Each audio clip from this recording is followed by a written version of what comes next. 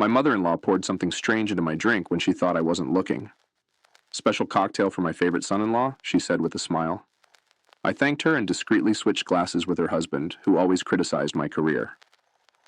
45 minutes later. My name is Julian Mercer, 32 years old, independent photographer based in Asheville, North Carolina.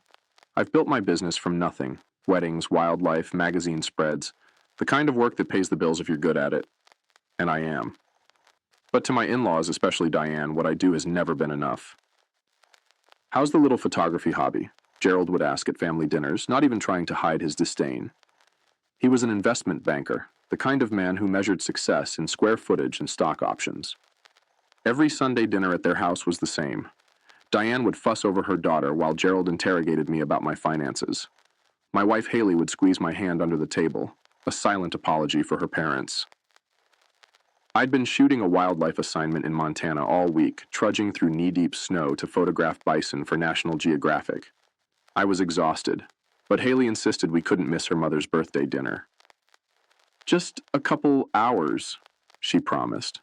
I should have listened to that knot in my stomach when Diane cornered me in the kitchen, the way her eyes darted around before she handed me that drink, the slight tremor in her fingers as she said, I made it special, just for you. Something wasn't right. I just didn't know how wrong it was about to get. Haley and I met 6 years ago at an art exhibition where my work was featured. She was finishing her master's in environmental science, and I was just starting to make a name for myself. We connected instantly. She understood my need to capture the world through a lens, and I admired her passion for protecting it. Her parents were another story. From our first meeting, Gerald made it clear he had expected someone different for his daughter.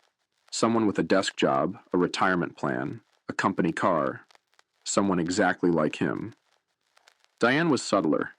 She'd praise my photos while asking when I planned to settle into something stable. She'd invite me to family functions, then introduce me as the photographer instead of her son-in-law. For years, I tried to win them over. I'd bring expensive wine to dinner, show them published work, mention high-profile clients. Nothing changed their perception that I was just passing through their daughter's life. A phase she'd outgrow. Last Christmas, I overheard Diane on the phone. Haley could have married Thomas, you know, orthopedic surgeon, family money. But she chose the creative one. The way she paused before creative made it sound like a disease. Gerald was more direct. When Haley and I announced we were trying for a baby, he pulled me aside. Children are expensive, son. Maybe think about real employment before bringing one into the world. I never told Haley these things. She loved her parents despite their flaws, and I didn't want to force her to choose sides. So I smiled, shook Gerald's hand firmly at every visit, complimented Diane's cooking, and kept my thoughts to myself. But there were signs I should have taken more seriously. The way Diane would ask Haley to help in the kitchen whenever I talked about a successful project. How she'd accidentally exclude me from family photos. The time Gerald suggested therapy for Haley's impulsive decisions while looking directly at me. I ignored it all, thinking time would eventually bring acceptance. I was wrong. The Friday of Diane's birthday dinner, I returned from Montana with raw, wind-burned cheeks and a memory card full of images that would pay our mortgage for 3 months. I was bone-tired but showered, put on a button-down shirt, and drove us to her parents' colonial-style home in the expensive part of town. Dinner started normally. Gerald bragged about a recent deal. Diane fussed over the table settings. Haley's brother Owen and his wife Vanessa made polite conversation. I nursed a beer and counted the minutes until we could leave. After the main course, Diane announced she'd made her famous sangria for dessert. She disappeared into the kitchen, and I offered to help carry glasses. That's when I saw it. She had 2 glasses separate from the others. As I entered, she quickly added something from a small vial into one of them. It wasn't a garnish or flavor. It was colorless, odorless, and she tucked the vial away the moment she heard my footsteps. "Oh, Julian." "I've got this," she said, too brightly. "This one's for you. Special recipe for my favorite son-in-law." My throat tightened. The glass had a barely perceptible film floating on top, catching the light. "Let me help you carry these," I said, taking both glasses she'd prepared. In the dining room, Gerald was checking his phone, barely looking up when I approached. "Sangria, sir." I placed the tampered glass in front of him instead of taking it myself.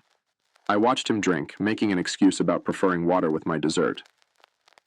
45 minutes later, Gerald was pale, sweating, and rushing to the bathroom. The violent sounds of his illness echoed through the house.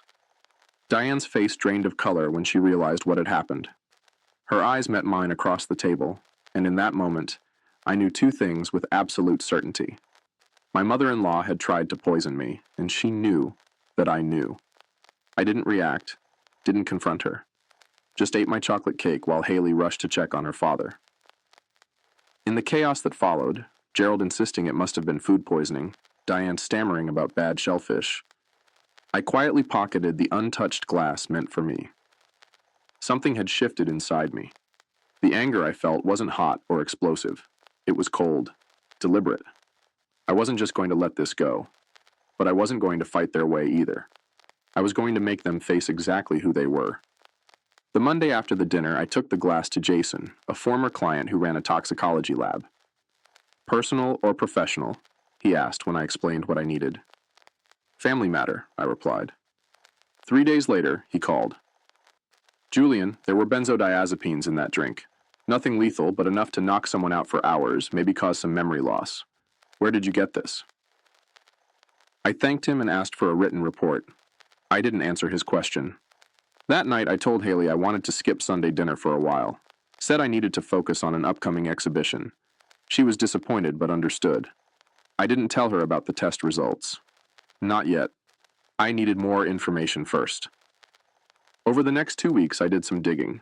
Diane had a prescription for Xanax from 3 different doctors. She'd been doubling and tripling her doses for years. There were also rumors about her in town, strange behavior at a neighbor's party, accusations of stealing jewelry at her country club, stories her family had worked hard to bury. I compiled everything and waited for my moment. It came when Haley mentioned her mother needed photos for a social media profile. "She specifically asked if you would take them," Haley said, surprised by the request. I agreed. The following Saturday, I arrived at their house alone, camera bag in one hand, a sealed envelope in the other.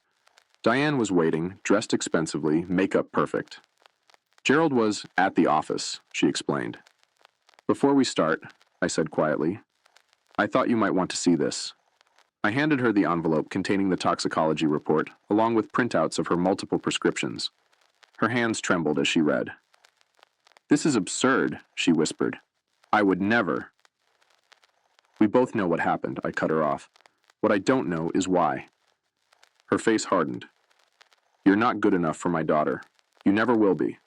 A man should provide security, not pictures." "And drugging your daughter's husband provides security?" I kept my voice level. "It wasn't going to hurt you," she snapped. "Just make you sick. Make you miss that ridiculous gallery opening you've been talking about for months. Show Haley that you're unreliable." I let that sink in. "Here's what happens next," I said finally. "You're going to tell Gerald what you did. Then you're both going to start treating me with respect. Not because you've suddenly changed your minds about me, but because the alternative is Haley finding out exactly who her parents are." Diane laughed, but it sounded hollow.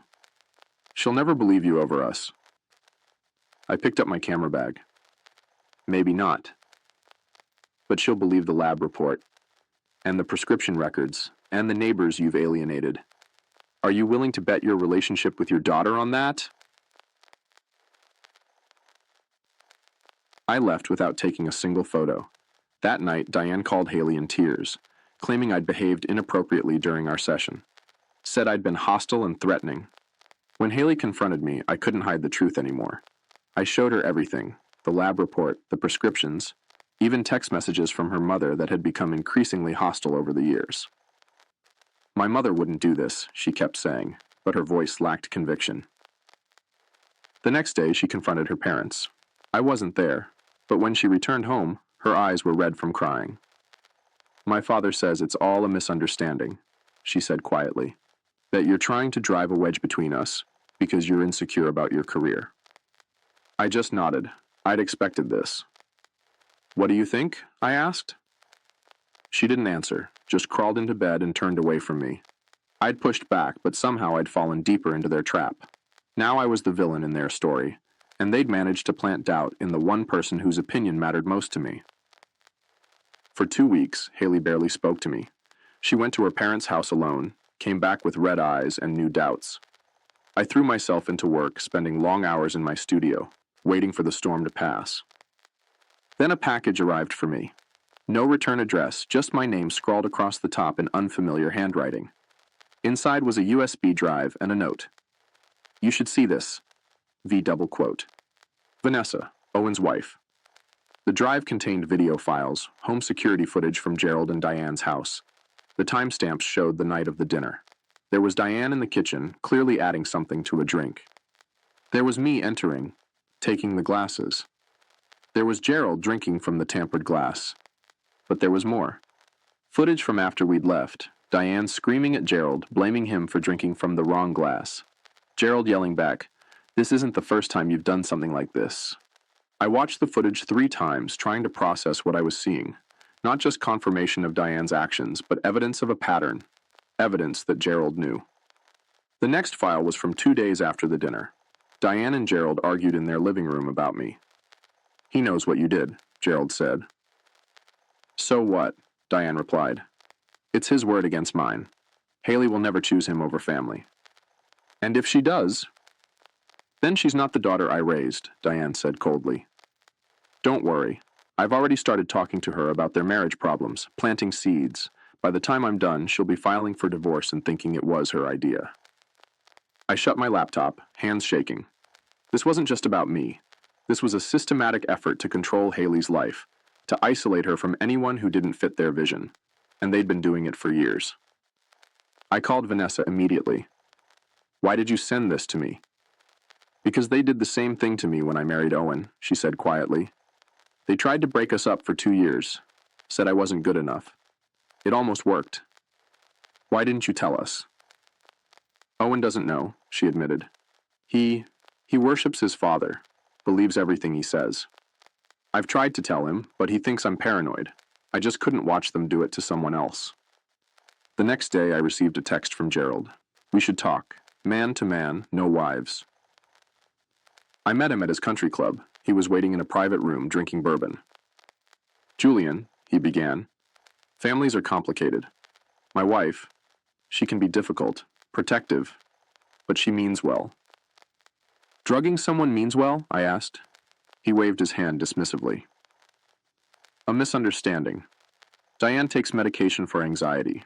She probably mixed up the glasses." "I have the security footage, Gerald." His face changed instantly, hardening into something cold and calculating.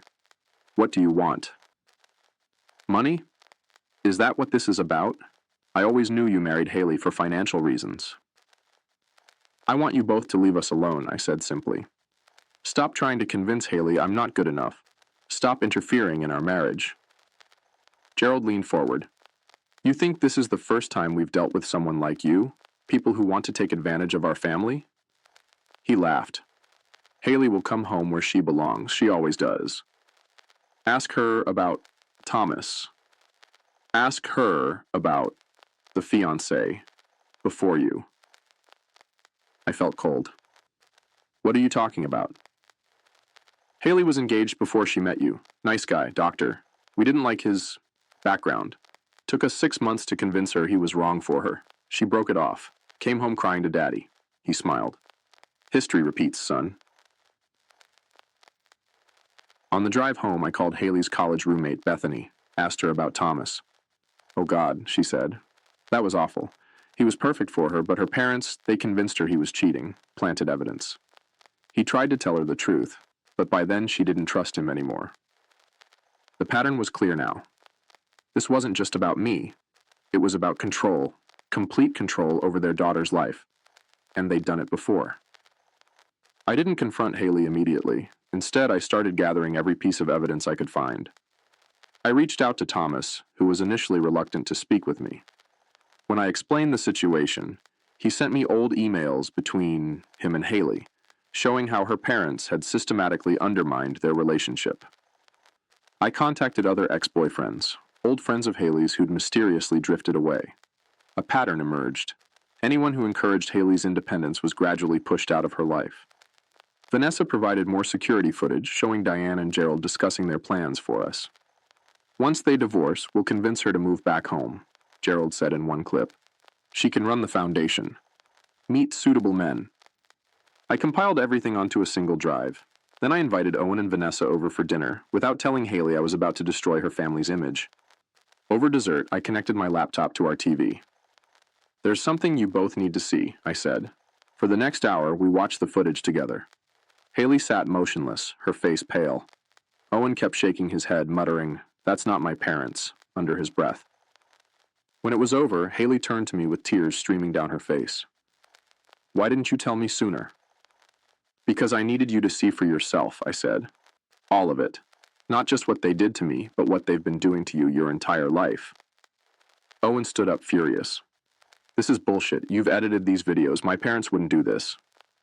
Vanessa touched his arm. "They did it to us too, Owen. Why do you think they suddenly started liking me after we had James? Because a grandchild meant they had leverage." The color drained from Owen's face. "You never told me." "I tried," she whispered. "You wouldn't listen." Later that night, Haley crawled into bed beside me. "I need time to process this," she said softly. "But I believe you. And I'm sorry I doubted you." The next morning, Diane called. Haley put her on speaker. "Darling, I was thinking you should come stay with us for a while," Diane said cheerfully. "Your father and I are worried about you. Marriage is hard, and sometimes separation can give clarity." "Mom," Haley interrupted, "I've seen the videos." Silence. Then, "What videos?" "The security footage. Of you drugging Julian's drink. Of you and Dad plotting to break up my marriage." Another pause. "Haley, whatever he's shown you has been manipulated. You know Julian has always been jealous of our family." "Stop." Haley's voice was firm. "We're coming over tonight, all of us. Owen, Vanessa, Julian, and me. We're going to talk about this as a family. No more lies." After she hung up, Haley turned to me. "They'll deny everything. They'll try to turn this around on you." I nodded. "I know." "So, what's our plan?" For the first time in weeks, I smiled. "I think it's time your parents met the real me, the one who doesn't just take photos, but knows how to tell a story." That night, we arrived at Gerald and Diane's house with my camera equipment. Owen and Vanessa were already there, sitting stiffly in the living room. Gerald seemed confident. "I understand there's been a misunderstanding." "No misunderstanding," I interrupted, setting up my tripod. "I'm documenting this conversation for the family archives." Diane objected immediately. "This is private family business." "Exactly," I agreed. "Family business, and I'm family, even though you've tried very hard to change that." For the next 2 hours, we laid it all out. The drink, the manipulation, Thomas, the other ex-boyfriends, the pattern that had shaped Haley and Owen's entire lives. Gerald and Diane denied everything, of course, called me unstable, manipulative. But with each denial, I played another clip, showed another email. Their faces grew paler, their denials weaker. Finally, Haley stood up. "I love you both. You're my parents, but what you've done is unforgivable. You don't get to control my life anymore." Owen nodded. "We're adults. We choose our own partners, our own paths." Diane started crying, not from remorse, but from the realization that she was losing control. Gerald just looked stunned, as if he couldn't comprehend that his children were defying him. As we prepared to leave, I handed Gerald a USB drive. "This contains everything, the footage, the emails, the testimonies. It's yours to keep." "What's that supposed to mean?" he asked suspiciously. "It means that I'm not going to ruin your reputation by sharing this with anyone else.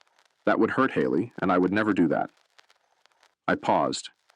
"But if you ever try to interfere in our marriage again, if you ever try to manipulate Haley or speak against me, copies will go to every member of your country club, your business partners, and your precious social circle."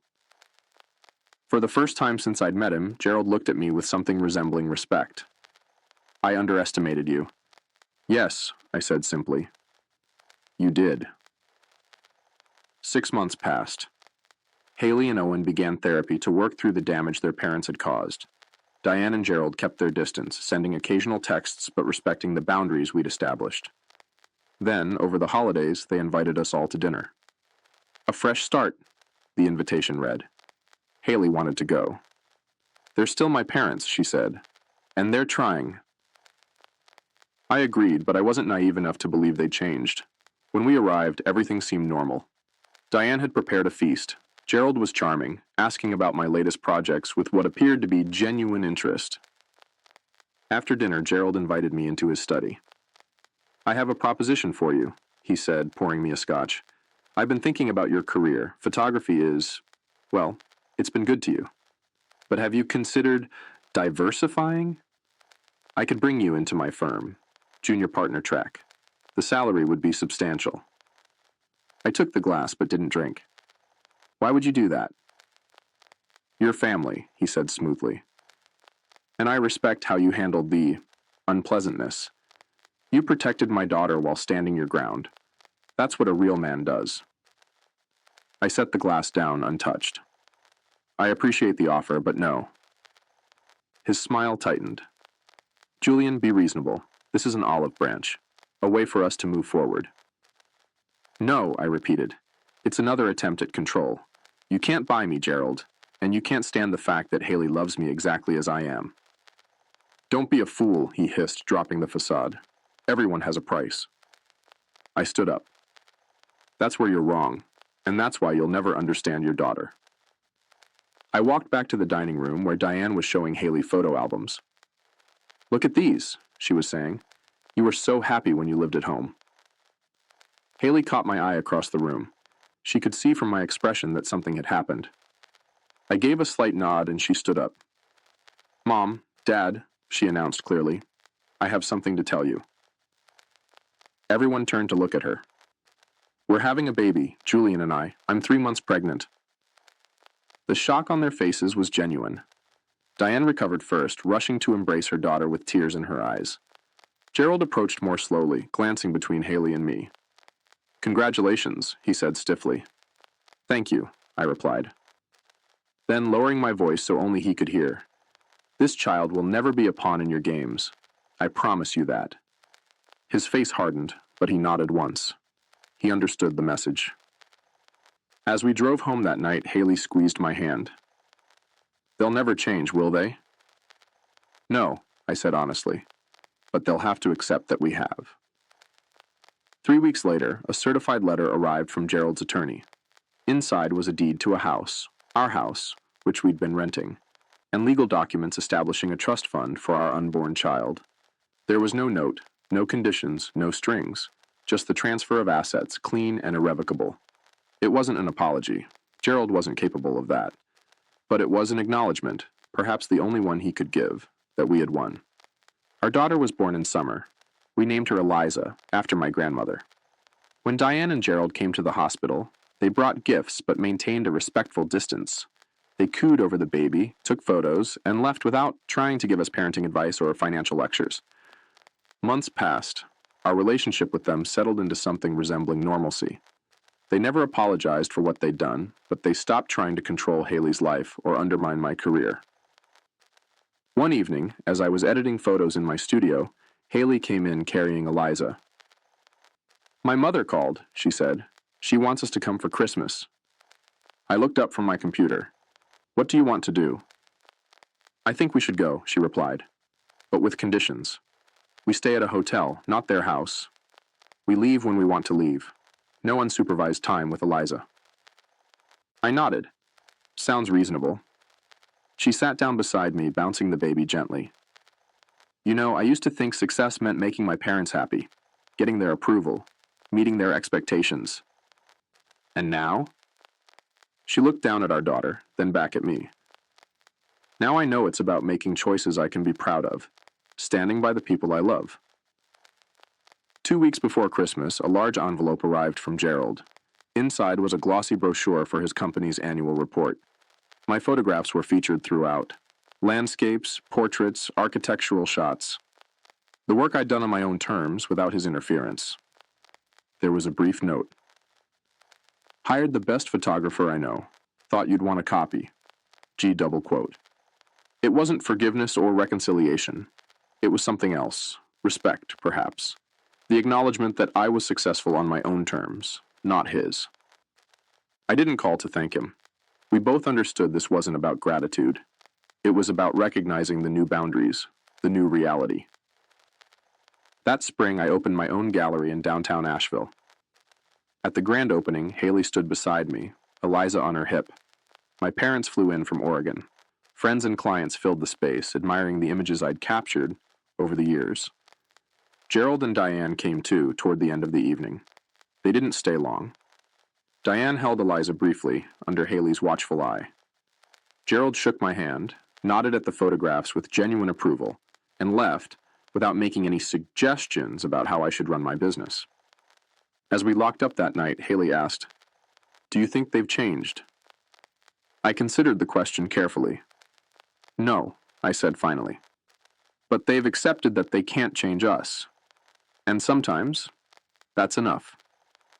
Later, as we sat on our porch watching the stars come out over the mountains, Eliza asleep in her crib upstairs, I realized something I'd never fully articulated before. I hadn't won by playing Gerald and Diane's game.